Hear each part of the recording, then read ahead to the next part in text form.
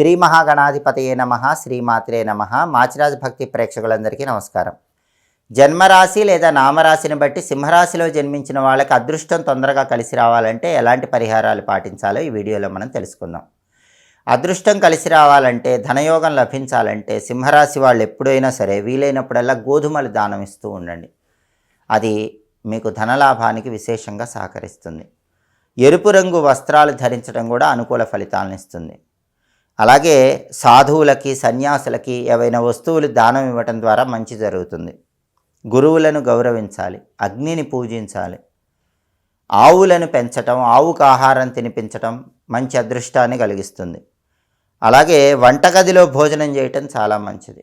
సాధ్యమైనంత వరకు వంటగదిలోనే భోజనం చేస్తూ ఉంటే సింహరాశి వాళ్ళకి చాలా వరకు అదృష్టం కలిసి వస్తుంది.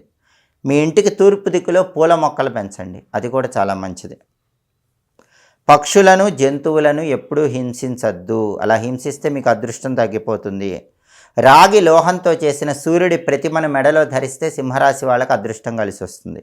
గుర్రపు నాడ ఉంగరం ధరించినా కూడా సింహరాశి వాళ్ళకి చాలా మంచిది.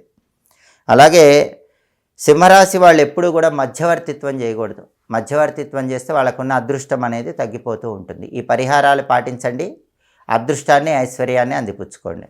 మీ జన్మరాశిని బట్టి లేదా మీ నామరాశిని బట్టి లేదా మీ జన్మ నక్షత్రాన్ని బట్టి మీరు ఎలాంటి పరిహారాలు పాటిస్తే మీకు తొందరగా ధనయోగం కలుగుతుందో తెలుసుకోవాలనుకుంటున్నారా? అయితే మా మాచిరాజ్ భక్తి ఛానల్ తప్పకుండా చూడండి.